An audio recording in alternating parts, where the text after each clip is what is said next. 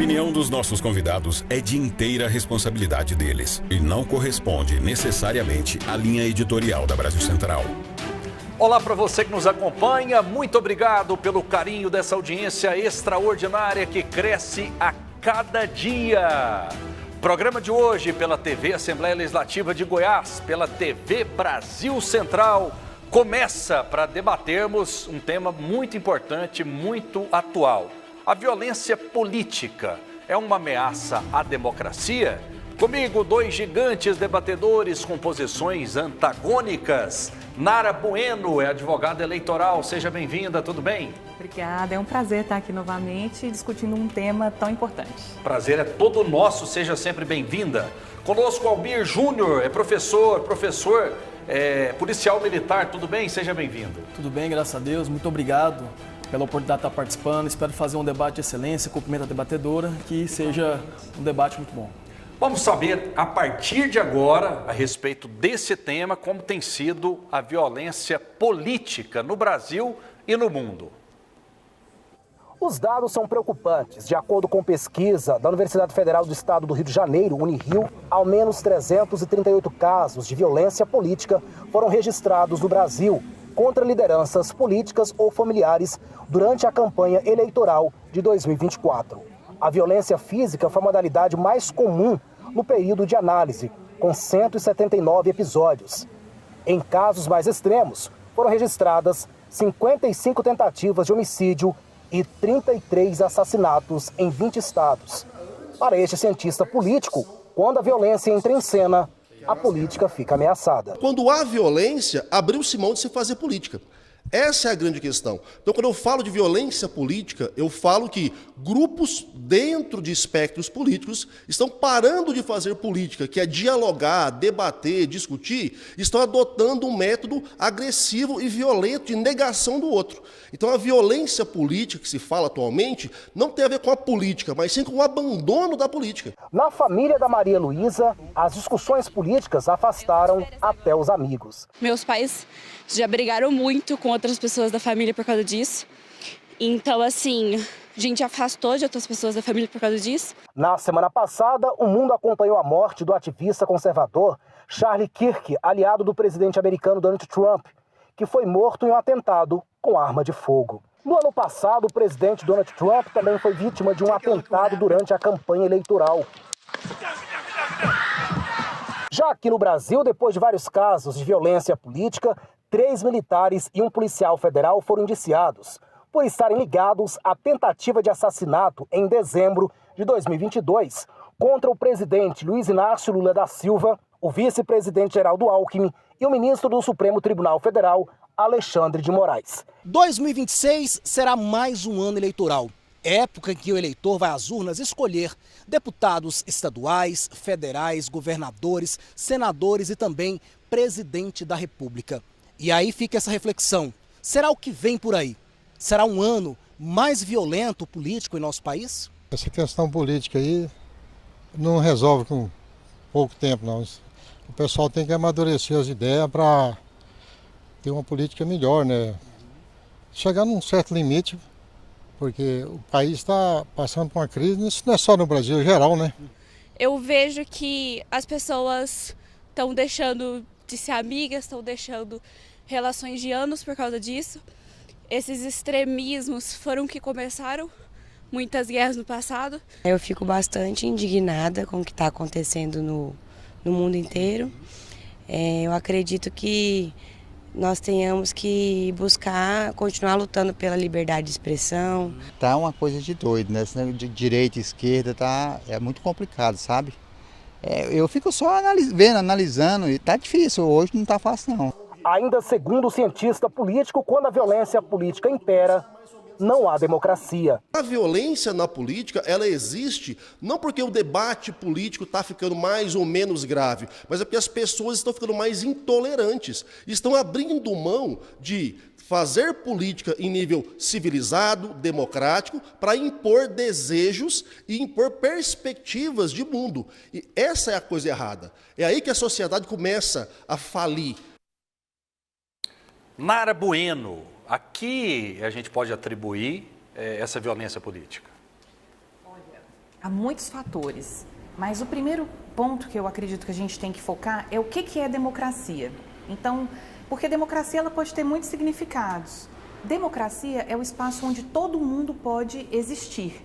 Isso é democracia. Então, se a gente tem... E o que a gente tem como violência política? É aquele discurso político dominador que extermina algum grupo. Então, agora, aí sim, você perguntou o que a gente pode atribuir a uma radicalização de discursos e a intolerância. Essa política do ódio, ela tem prejudicado sobremaneira a democracia. Então, eu acredito, eu elegeria essa política do ódio, essa maneira de usar o discurso dominador para exterminar o outro como principal fator. Almir, quais são os motivos dessa violência política, na sua visão? Então, Rafael, é deplorável que a gente vem acompanhando nos últimos dias situações de violência política chegando ao nível mais extremo, ao ponto de tirar a vida de pessoas por questões de opiniões. E percebemos que, muitas das vezes, o pessoal da direita eles são acusados de trazer um discurso de ódio, mas as atitudes extremas costumam vir de um espectro ideológico mais para a esquerda. Percebe-se que quando Bolsonaro tomou a facada em 2018, Donald Trump em 2024 tomou aquele disparo em um comício, e agora o Charlie Kirk foi assassinado covardemente.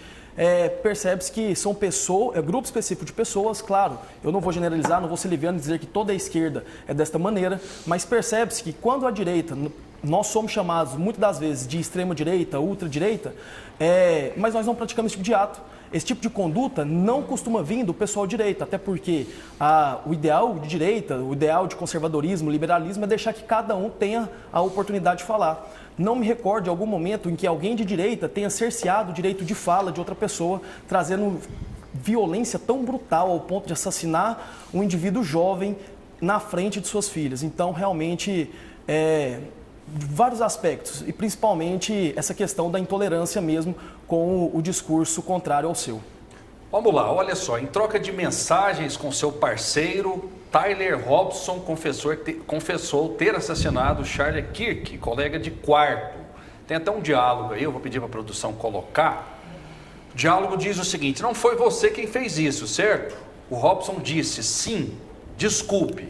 Questionado a respeito da razão do crime, Robson respondeu ao homem não identificado com quem mantém um relacionamento: já estou farto do ódio dele. Alguns ódios não podem ser negociados. Uma das mensagens foi enviada logo após o tiroteio.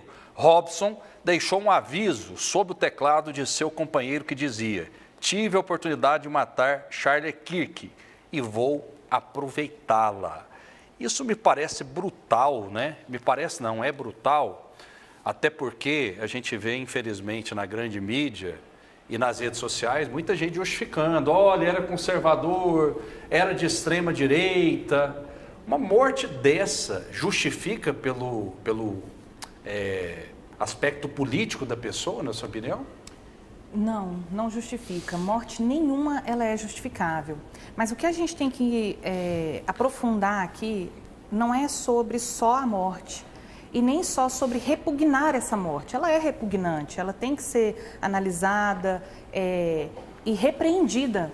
Agora, o que a gente tem que pensar aqui é que, primeiro, o meu colega Almir, ele disse que as pessoas de direita não costumam fazer isso. Mas se a gente for observar, o histórico não condiz com essa sua afirmação, a história mesmo, porque, na verdade, eu estudo especificamente violência política de gênero contra mulheres, portanto, e a gente vê reiterados assassinatos por motivos políticos e são mulheres geralmente, que você especificou no espectro ideológico, como de esquerda.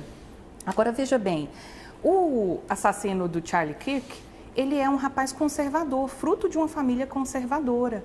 Então, o que a gente tem que ver aqui Não procede, desculpa, mas não procede. Ele calma. Até a informação de hoje, a família dele, está até na matéria de hoje no Metrópole, que a família dele é uma família conservadora. Ele era de direita e voltou-se para a esquerda no último ano. Então, o que eu afirmei? Que ele vem de uma família conservadora. Da família. Ele foi criado nesses padrões. Da família, sim. E o que a gente tem que observar aqui, o que eu falei no começo, o discurso conservador, ele costuma ser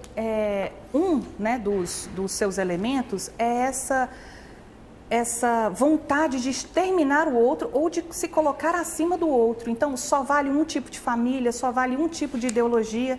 E, na verdade, o que a gente tem que pensar é que como essas pessoas jovens, brancas, privilegiadas norte-americanas, que têm estudo, têm acesso, não são o que eles lá abominam como os latinos ou as pessoas mais pobres, não, são de famílias tradicionais, conservadoras, e estão fazendo esse tipo de atentado.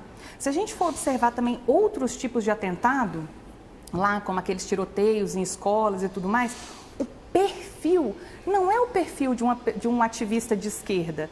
Então, isso tem que ser analisado e a gente tem que ter aqui honestidade intelectual. Porque se fosse uma pessoa de esquerda, teria que ser condenado da mesma forma. Mas o que a gente tem que entender é por quê? Para que não aconteçam mais assassinatos desse nível, desse tipo. Então, aqui, e uma coisa que me preocupa num debate como esse, é que quando a gente fala assim, esquerda versus direita, essa é uma concepção extremamente violenta e equivocada. Para existir democracia, tem que existir pontos divergentes. Então, o debatedor, ele colocou assim, a esquerda, já começou assim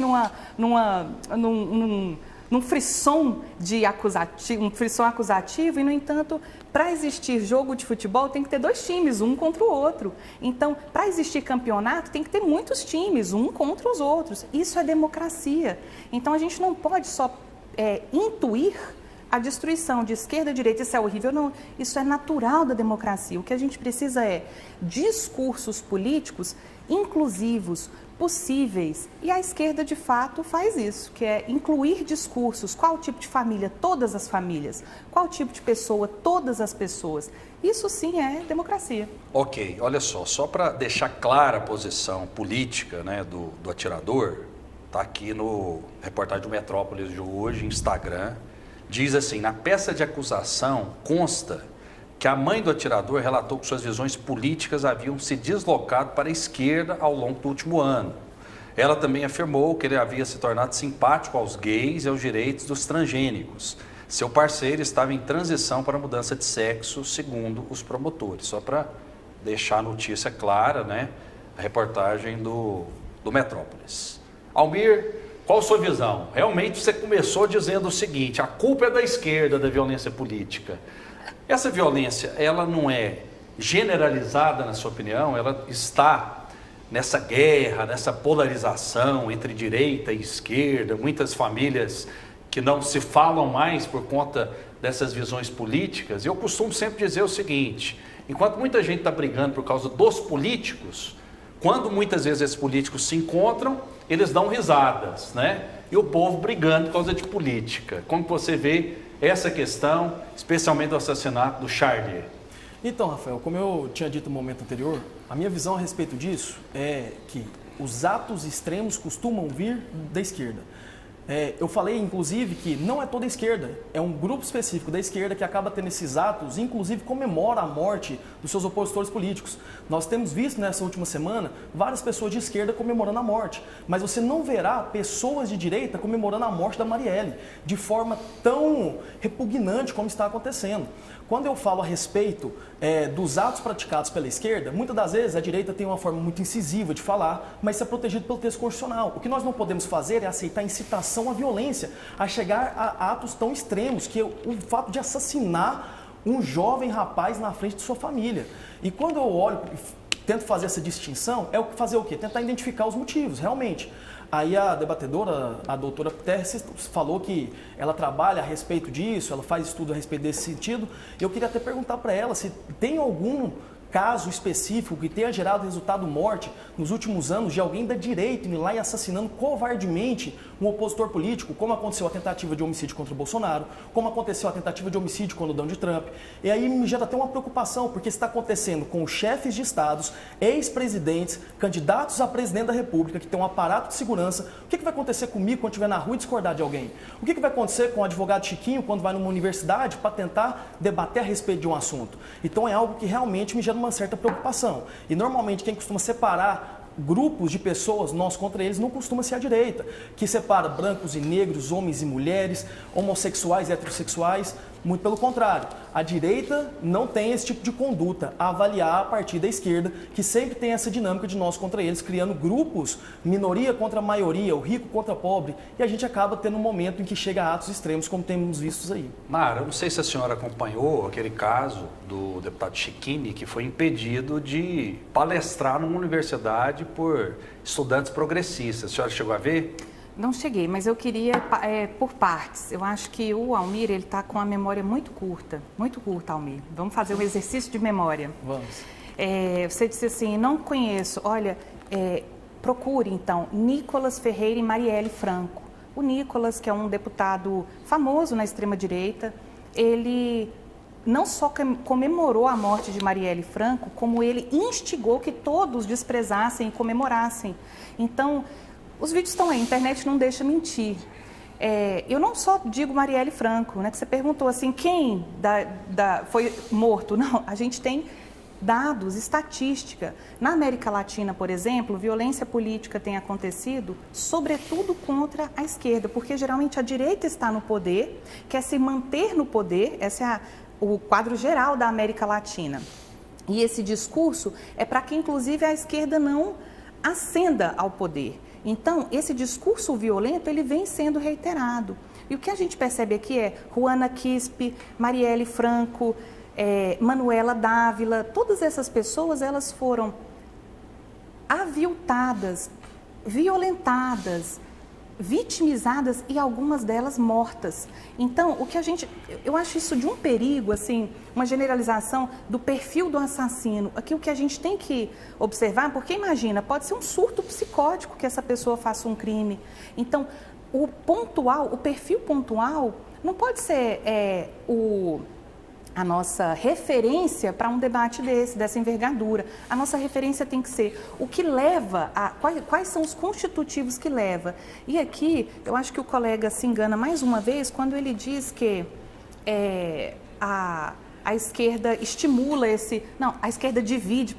Quem tem feito a pauta do que é possível tem sido a extrema-direita. Então, o que é possível? Uma família. Qual família? A família heteronormativa. Então, isso não é democrático. Isso não essa família heteronormativa, esse discurso político violento, ele não é, um discurso político democrático. E isso quem tem feito não é a esquerda. Doutora, mas se a senhora me permite, deixa eu só entender. Nicolas Ferreira incitou situação envolvendo o assassinato de Marielle Franco, comemorou e falou que em diversas vezes, igual aconteceu os dias para trás, que toda vez que morre alguém de esquerda, ele comemora alguma coisa nesse sentido? Porque realmente a minha memória pode estar muito curta. Exato. Sim, procure os vídeos antes de você falar, porque você fez uma afirmação assim tão contundente. Certo. E aí, Agora vem cá, quem matou Marielle Franco? Foi um grupo de pessoas, deputados envolvidos, então, vereadores, deputados, não, quem autoridades... matou? Quem foi lá e executou a situação envolvendo Marielle Franco? Um miliciano, um policial miliciado. Certo. Agora, só para entender o contexto da coisa. Quem matou o Charles Kick foi um indivíduo de esquerda, assumidamente de esquerda, que acabou de passar na TV. Inclusive, Adélio Bispo. Quem é Adélio Bispo? Um indivíduo que foi filiado ao PSOL, que deu uma facada em Bolsonaro. Quem foi o indivíduo que atirou contra Donald Trump? Um indivíduo com viés ideológico de esquerda. Eu não estou querendo dividir pessoas e criar divergência política. Indivíduos contra ativistas de esquerda vão ser sempre de direita. Isso não é um argumento, Almir. Não estou dizendo que será sempre de direita. Eu estou falando que na nossa história recente, o que está acontecendo é pessoas de esquerda criando sofrendo ataques contra pessoas de direita. Isso é algo até um pouco incontestável, porque é os fatos que estão sendo apresentados. É o que acabou de passar no VT, é o que nós estamos vendo nos últimos dias. Agora, a senhora virar para mim e falar assim, ó, não é porque acontece que o pessoal da direita que instiga violência, na onde? O liberalismo, que é uma vertente de direita, fala que você pode fazer o que você quiser, você tem o direito até mesmo de errar. Não é só uma família heteronormativa. Eu não tenho problema nenhum com uma família homossexual. Não tem estresse nenhum na vertente da direita. Pode ter uma pessoa ou outra que seja mais incisiva nesse sentido. Mas agora, assassinar uma pessoa porque outra pessoa não concorda com o seu viés ideológico é algo muito grave. Olha só, o jornalista Eduardo Bueno, Peninha, que celebrou o assassinato de Charlie Kirk, tem projetos com o atual governo Lula, que somam 4,7 milhões. Ele também integra o Conselho Editorial do Senado. Vamos acompanhar o que ele disse a respeito dessa morte. Mataram o Charlie Kirk. Ai, coitado. Tomou um tiro, não sei se na cara. Já disse, vou repetir. Morreu, ainda bem que morreu. E tem mais gente da turma dele pra morrer. Isso é um exemplo de intolerância política, né? Olha, Rafael, eu acho interessante, inclusive o editorial do jornal, do debate, porque a gente pode pegar aí, então, uma centena de vídeos de pessoas de direita que são igualmente desequilibradas falando atrocidades. Então, esse não é o ponto. Mas aqui a gente não está falando de direita ou de esquerda. A gente está falando... Não, vocês estão falando. A gente está falando desse caso, né, que repercutiu muito na imprensa, que é, na minha opinião, aí vocês fiquem à vontade, repugnante. Se fosse alguém dessa forma comemorando a morte da Marielle Franco também, seria muito repugnante. Absurdo. E foi. Exatamente. E foi repugnante, evidentemente. É uma vida. Não interessa a raça, a cor, a religião. A gente está falando de vida, né? Eu tenho pessoas que eu amo da direita e da esquerda. Nem por isso elas vão se matar, comemorar a morte de outras pessoas. A gente está se atendo a um fato jornalístico específico. Não é uma notícia. Rafael, imagina, essa é uma notícia. Não é, olha só, porque imagina, se eu trago uma notícia e coloco peninha ou seleciono o que a gente a senhora acha dessa declaração? Eu acho super infeliz, isso que eu quero saber. Eu acho infelicidade, eu acho que é muito rasa, é muito superficial. Para a gente entender... É cruel. E ele disse o seguinte, olha, o que você achou da facada que o Bolsonaro tomou? Ele falou, só faltou uma viradinha. E isso tem se tornado muito comum. Muita gente dizer o seguinte, poderia ter virado a faca. E são dezenas e dezenas de pessoas. E pessoas que não acreditam, inclusive, que o Bolsonaro levou a facada. Olha. Então a violência política, ela está, na minha opinião, de todos os lados. Agora, a gente está aqui trazendo à luz um fato específico. Um jornalista, né, que comemorou a morte, debochou da morte de um pai de família. Mas aí eu queria pedir para o seu editorial colocar aí o Nicolas Ferreira comemorando a morte. Manda para mim de agora. Não, eu não tenho como enviar para você, mas só aí eu tenho que saber. Nicolas Ferreira comemorando a morte de Marielle Franco. Por favor, então produção, aqui, por favor. O que a gente tem que pensar? Mas a senhora está mais preocupada em mostrar o outro lado do que mostrar uma indignação a respeito de uma fala em que o ativista comemora a morte. Eu estou preocupada em fazer uma análise aprofundada de causas e efeitos, e não essa análise rasa de falar é culpa da esquerda. Mas isso é raso? A pessoa debochar da morte de outro é raso? Eu acho raso a proposta que é feita de fazer uma seletividade de fatos e colocar aqui para que a gente fique se indignando só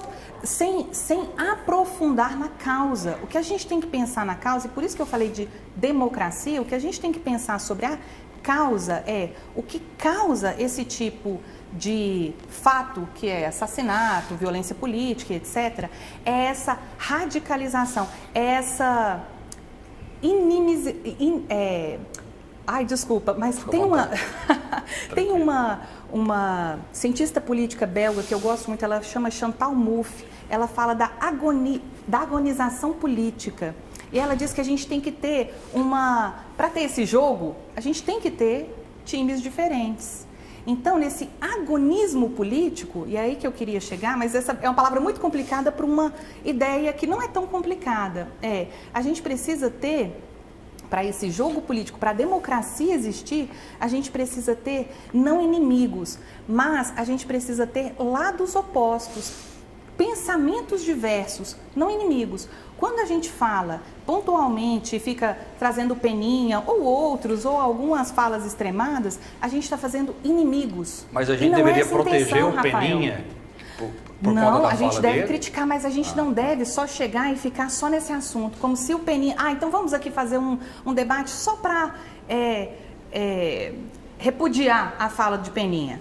Olha, a fala dele é repugnante, ou não? Mas eu já te falei várias vezes que sim, mas o interessante aqui é que eu debato com dois, né? Vocês reparam. Eu debato com o Rafael e com o outro convidado. Rafael, a senhora está questionando mas, a linha olha, editorial do programa. Estou, e vou continuar questionando. Mas eu vou trazer aqui, que a senhora pediu aqui, olha só. Em entrevista ao podcast Cara a Tapa, Nicolas Ferreira demonstrou postura bem diferente em relação ao assassinato da vereadora carioca Mariana Franco. Marielle Franco, em 2018, no Rio de Janeiro. Na ocasião, Nicolas declarou: teve um dia que estava sendo votado lá em BH, o dia da Marielle Franco. Eu falei, primeiro que nós estamos em BH, então assim, caguei para Marielle. Segundo, ela não é uma pessoa flor que se cheire. Não é porque morreu que virou santo. Essa declaração que eu acabei de achar aqui, que a gente coloca no ar também, que na minha opinião é repugnante, é desnecessária, né? De todos os lados. Ele foi infeliz nessa declaração? Sim, na parte que ele usa até uma palavra chula para se referir à situação de Marielle, realmente era algo que era dispensável, não precisava ser feito. Mas vamos ressaltar, estava falando de um projeto de lei para colocar o nome da Marielle em alguma coisa envolvendo Belo Horizonte. Não tem nada a ver com incitar violência contra mulheres, não tem nada a ver com incitar violência política. Naquele momento, naquela fala, não tem nada que comprove que Nicolas Ferreira estava em algum momento incitando violência política, como aconteceu com Peninha, como aconteceu com diversas pessoas do campo da esquerda. E só para fazer uma Mas a gente observação. tem que ter compaixão, né, pela morte de qualquer pessoa. Qualquer pessoa. Porque as pessoas, por exemplo, pensam diferente. Nessa ocasião, Nicolas não teve essa compaixão. Por exemplo, vejo Lula como bandido, líder de organização criminosa, mas eu não quero que ele seja assassinado daquela forma. É deplorável. E a partir do momento que a gente começa, nesse primeiro instante, a avaliar, não, mas vamos pensar primeiro as formas profundas, as raízes da violência. Nós temos um câncer social que nós precisamos tirar a dor da sociedade. E o que nós usamos? Morfina. Mas, claro, precisamos de uma quimioterapia para curar esse câncer? Precisamos. Vamos avaliar os motivos que gerou essa violência? Vamos avaliar também. Mas a partir do momento em que eu coloco só uma questão histórica, ideológica, eu estou legitimando a bala e não querendo punir o agressor. Nós precisamos primeiro punir o agressor de forma severa para que esses atos de violência comecem a ser inibidos e prevenidos. Por exemplo, seja de qual lado for. Seja de qual lado for, não há legitimidade de usar da violência gerando resultado morte de ninguém. Eu volto a repetir, pegue algum caso concreto nos últimos anos em que alguém da direita tenha assassinado um opositor político. Não temos casos recentes de grande repercussão quanto a isso. E quanto à democracia, doutora, a respeito do que a senhora falou, democracia é onde cabe todo mundo. Doutor, democracia não cabe um assassino, democracia não cabe um estuprador, democracia não cabe um bandido. O cara que fez isso, ele realmente atentou contra a democracia. Realmente, ele não atenta só contra a vida do indivíduo, ele atenta contra todas as pessoas que têm uma visão naquela vertente, ele atenta contra o próprio regime democrático. Democracia é o governo do povo, pelo povo, para o povo. Mas que esse povo seja reto, correto, digno, justo. A partir do momento em que eu pego um indivíduo desse e falo que vamos colocar todo mundo, democracia onde cabe todos. Sim, democracia é isso, pluralismo político, pluripartidarismo político. Mas a partir do momento que eu começo a trazer vertentes filosóficas, ideológicas e não reprimir a conduta do indivíduo, eu acabo legitimando a bala e não punindo o agressor. Almir, você falou uma coisa muito interessante, que é legitimando a bala. Certo. Eu vou te perguntar uma coisa específica. Charlie Kirk, ele era conservador, de direita ou de esquerda, na sua opinião? Conservador de direita. Jair Bolsonaro? De direita. General Garnier? Creio que de direita. Não Braga Neto? Sim, mas e aí? E aí, eu perguntei essas perguntas muito simples para dizer que todas essas pessoas planejaram ou realizaram ou discursaram em favor de violência. Charlie Kirk, ele chegava a afirmar, isso que eu estou falando, a gente quer aprofundar. Charlie Kirk, ele chegava a afirmar que crianças inocentes mortas em tiroteios de escola era um efeito colateral. Então, isso é grave. Então ele tem que Jair parar com a vida. Bolsonaro, Então tem que tomar um tiro no pescoço na frente da família? Eu não falei isso, né? Você não, quem está falando, eu não estou falando isso. Está trazendo uma legitimidade para a situação. Você está falando Jair assim, Bolsonaro, você está culpando a vítima pela prática do crime. Daqui a pouco a senhora vai falar assim, não, a gente está nessa situação. Culpa da vítima do roubo é porque estava na rua com o celular na mão. A culpa do estupro é a moça que estava com a mini saia. Por favor, não doutora. Não é isso, né? A senhora está justificando a violência. Se é uma moça que está na rua, então a gente está analisando é a misoginia que está acontecendo? É a segurança pública? Então, eu estou aprofundando. E aqui eu estou aprofundando na questão do Mas agora resolve o que essa aprofundação? Nós precisamos parar com esses atentados. O projeto de golpe de Jair Bolsonaro com a sua trupe não chamava Bíblia verde e amarela, não chamava Brasil verde, chamava punhal verde e amarelo. Isso é violência. Então, o que eu estou dizendo aqui é que não é válida uma violência porque ela é feita pela esquerda e ela não é válida uma violência porque ela é feita pela direita. Concordo. O discurso de Charlie Kirk, ele foi vítima do seu próprio discurso. Então ele mereceu morrer. Ele é um efeito... Ele foi vítima do seu próprio discurso, doutora. Isso aí, quem está falando é você. Olha o que o senhor está dizendo. Ele foi vítima do próprio discurso. De uma maneira trágica, na frente de sua filha. Olha que terrível. Que terrível. Verdade, ele tomou um tiro no pescoço naquela cena. Ele falava que vítimas de tiroteios em escolas eram efeito colateral para a ciência. Doutor, eu vi esse vídeo e existe um contexto. A senhora não quer aprofundar nos fatos? Fala do contexto do vídeo. O contexto é esse. Discussão de armas numa nação que tem um altíssimo índice de... E é mais segura que o Brasil, inclusive? Bom, isso aí a gente pode discutir também. Mas uma nação onde tem acesso facilitado a armas, onde existe uma discussão muito profunda se isso é constitucional ou não, se isso é válido e é socialmente aceito, e uma nação onde se naturalizou esses atentados em escola, principalmente. Escolas, igrejas, cinemas. Então, e nessa discussão, o próprio Charlie Kirk disse que essas vítimas, crianças, porque a discussão era essa, são crianças que estavam sendo assassinadas em escolas. E alguém interpelou o Charlie Kirk e falou, e essas crianças mortas? Ele falou, efeito colateral, doutora, paciência. Eu teria uma grata satisfação de discutir com a senhora sobre desarmamento ou armamento civil. Mas o tema do debate acaba que não é esse. O tema do debate é sobre a violência política. E a senhora acabou de legitimar a morte de um indivíduo porque... A senhora tem algum outro argumento sobre o discurso dele, do Charlie, o discurso dele? Como assim? Mais elementos que mostram que ele seria um homem intolerante o elemento ou não? O que eu estou tentando dizer aqui, e acredito que quem nos assiste está conseguindo entender, é que os discursos políticos, eles não são inofensivos. E enquanto o colega ou o outro coloca como se a culpa fosse da esquerda, o que eu estou dizendo é que a culpa é do discurso político, independente do espectro onde ele esteja. E o discurso político de exterminar o outro, geralmente ele está à direita. E esse discurso político de exterminar o outro, seja pela família, pela raça, pela classe social, pelo acesso que tem, pelo gênero, esse discurso político é extremamente cruel com a sociedade, ele é desumanizante e ele é perigoso para todos nós. Aprofunde isso, eu vou dar a oportunidade para a senhora. Por que, na opinião da senhora, é da direita?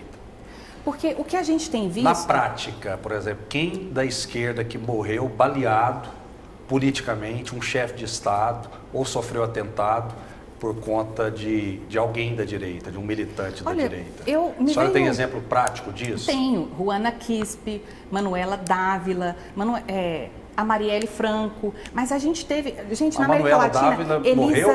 Qual não, foi? Ela recebeu cusparada, recebeu ameaça da filha dela, que era uma criança na época de colo, ser estuprada. E tiro. Oi? E tiro. Tiro. Inclusive, na campanha eleitoral... foi muito pouco divulgado, porque dentro a métrica, né, do que a gente viu da gravidade da facada de Bolsonaro, a gente teve, inclusive, um alvejamento do ônibus político de Lula. Então, isso acontece. Em qual estado? Não é...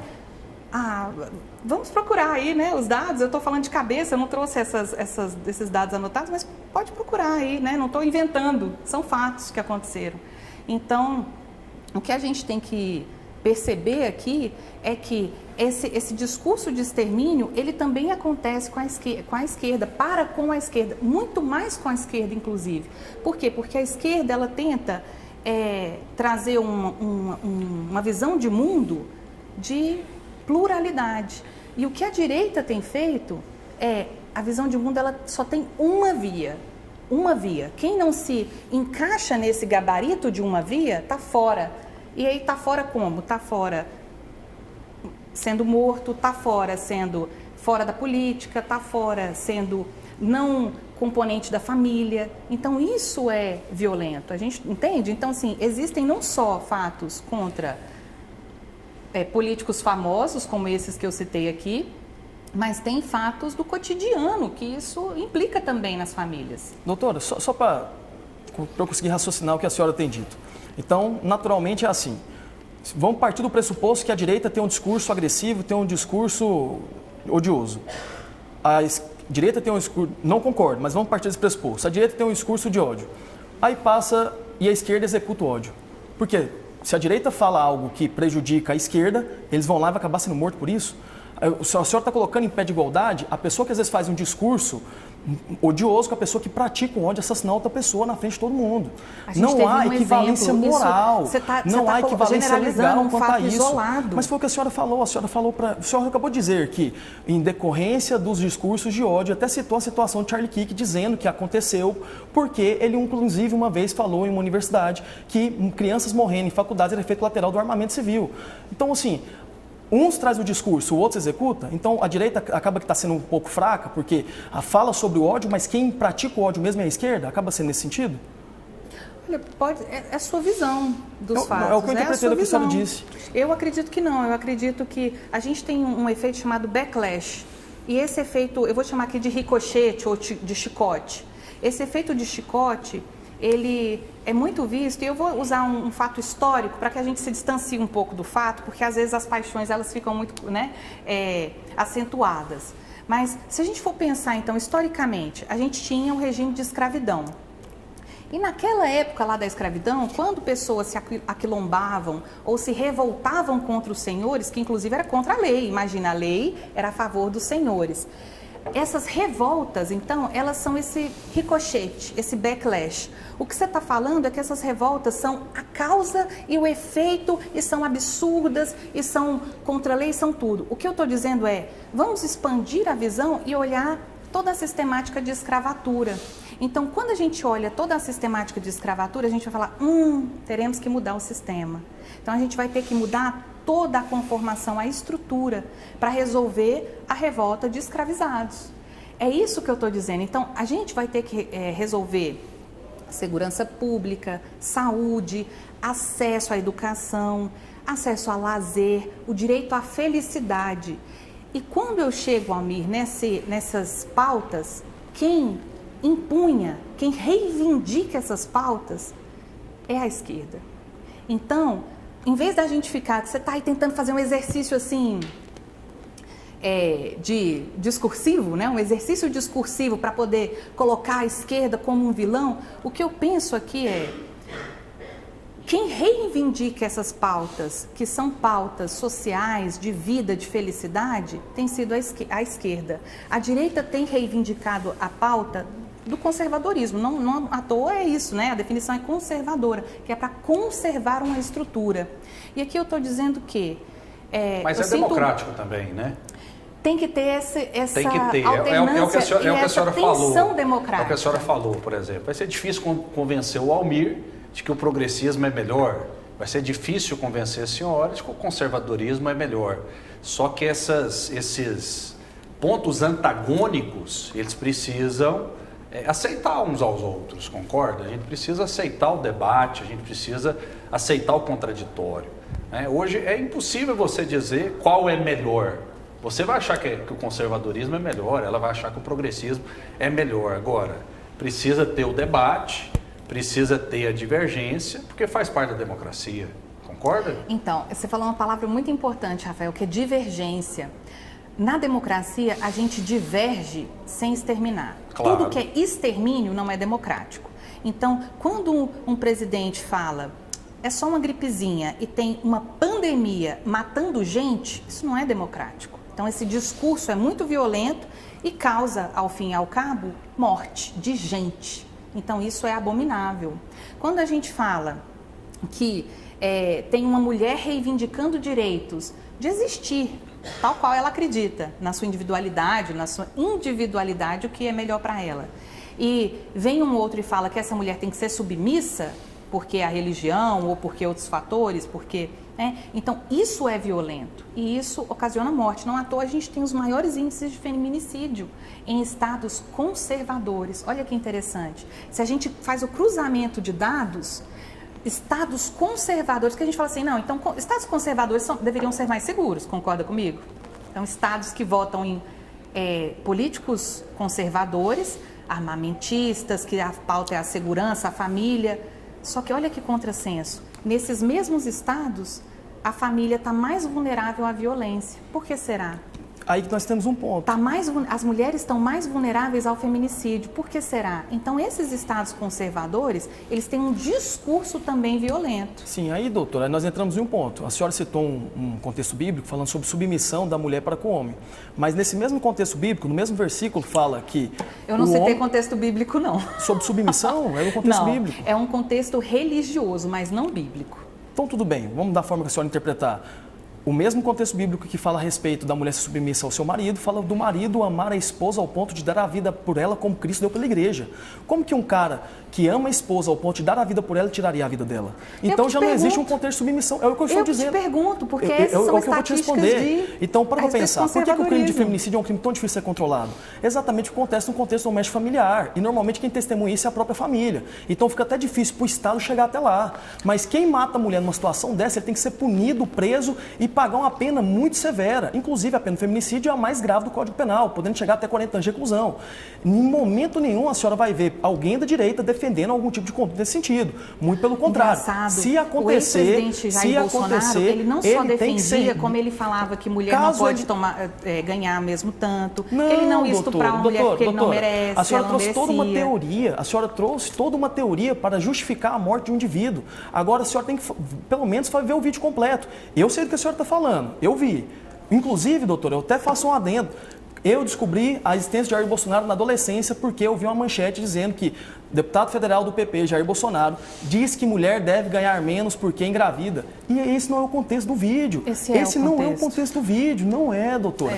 Então o que acontece? A senhora acabou de criticar uma manchete que traz um sentido de algo que pode ser um pouco direcionado, mas a senhora acabou de direcionar uma notícia que não é verdadeira. Então, vamos lá. Questão de feminicídio tem que ser duramente reprimido, inaceitável. Não existe um homem se subjugar uma mulher ao ponto de tirar a vida dela.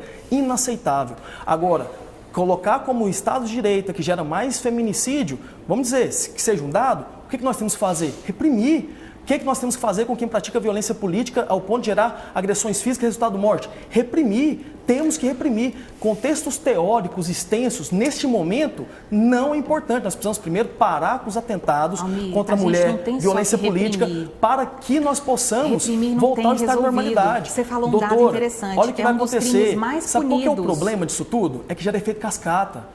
Se eu sinto que eu fui atingido dos meus direitos, se eu sinto que a minha liberdade foi atingida, se eu sinto um pesar pela morte do indivíduo, naturalmente... O programa está muito bom, mas a gente estourou o tempo.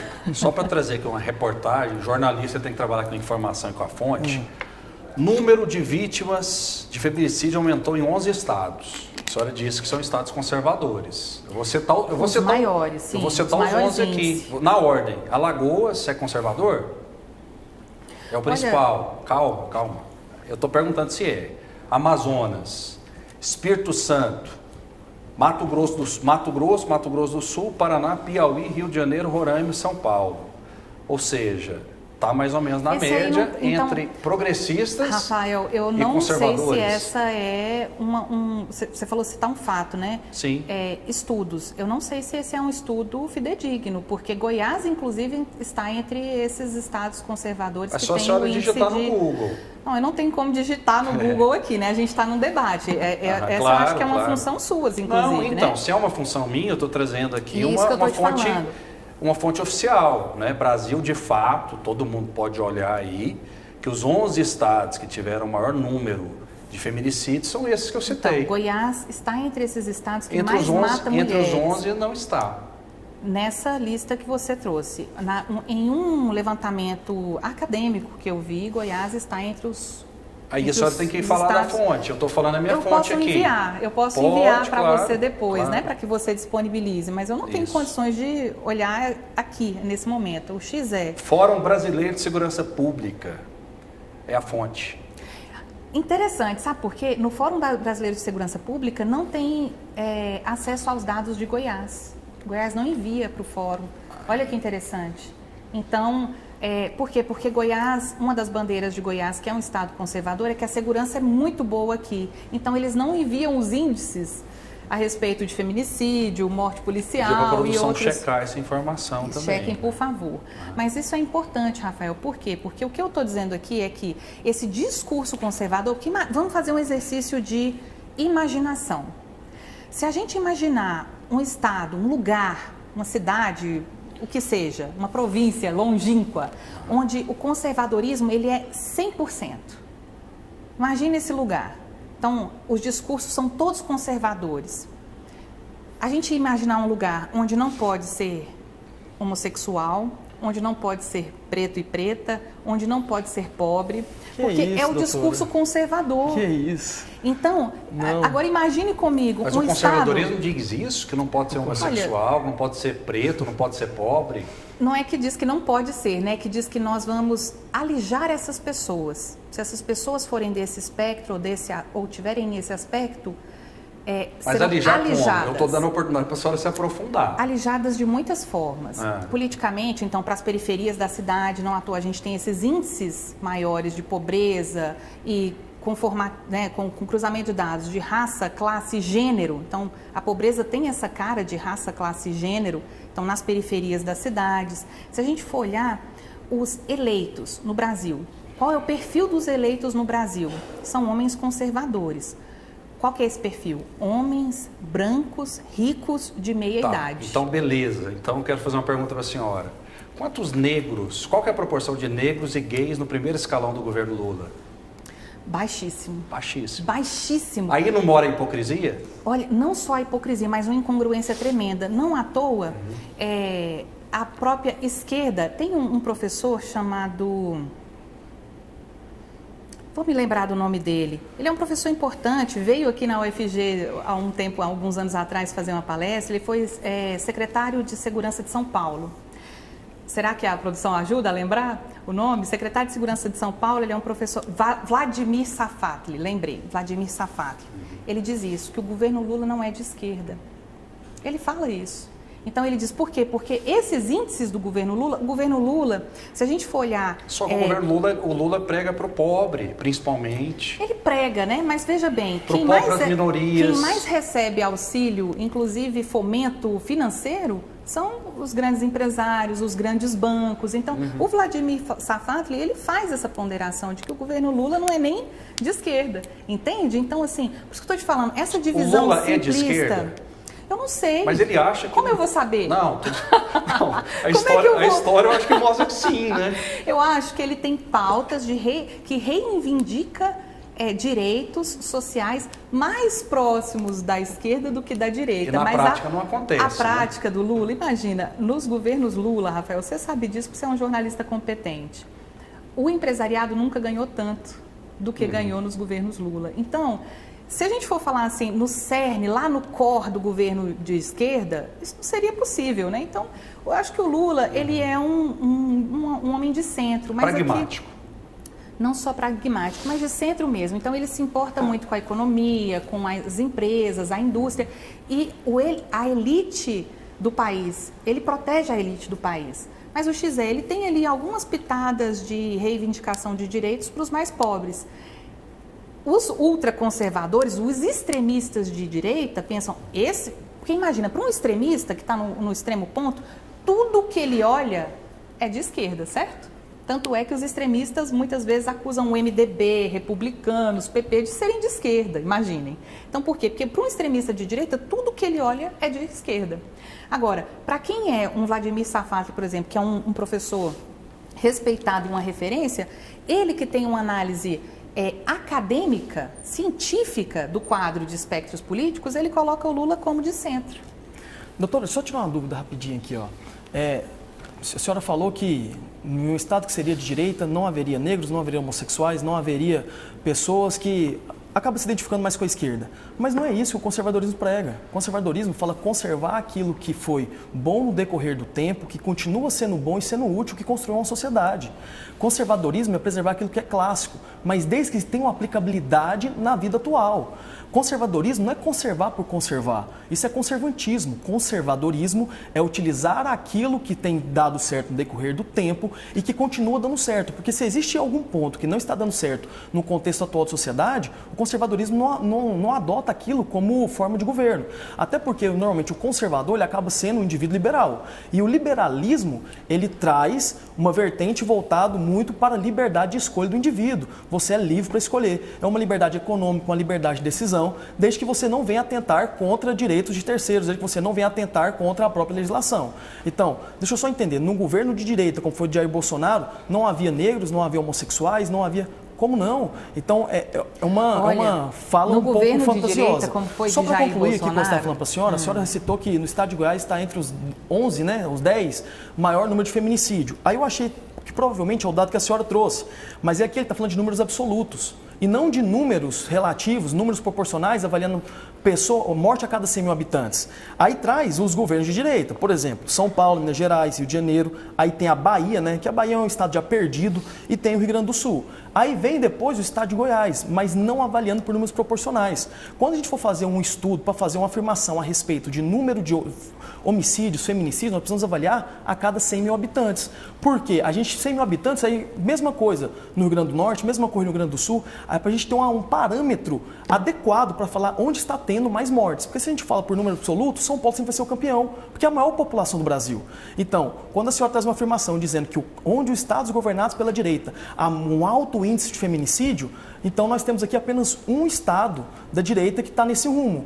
O estado de Goiás não está nele, muito pelo contrário, o estado de Goiás é o estado no qual mais reduz a criminalidade na história. Aí vem a Bahia, por exemplo, que já é um estado perdido, governado pela direita, vem Alagoas e vem diversos outros estados, como Rondônia, Acre, Tocantins. Enfim, esses são os estados em que é governado pela esquerda, em que os números de feminicídio a cada 100 mil habitantes são os maiores.